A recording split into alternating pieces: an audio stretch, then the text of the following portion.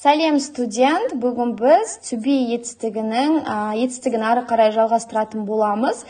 Бізде үш түрлі сөйлем түрі бар, ол бізде болымды сөйлем және болымсыз және сұраулы сөйлем болады.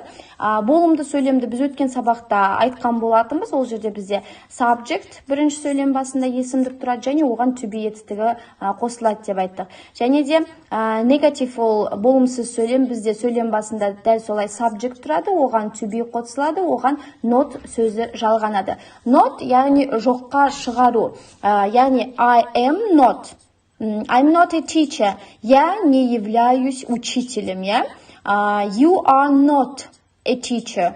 Ты не являешься учителем. Сен мұғалім болып табылмайсың. Сен мұғалім емессің, яғни қазақ тіліне аударғанда сен мұғалім емессің деп айтамыз.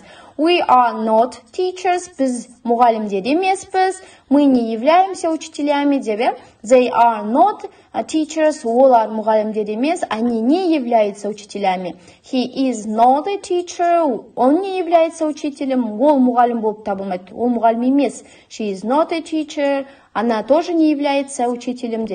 Яғни бұл жерде to be-ге not сөзін жалғап жоққа шығарамыз, белгілі бір ақпаратты жоққа шығарамыз.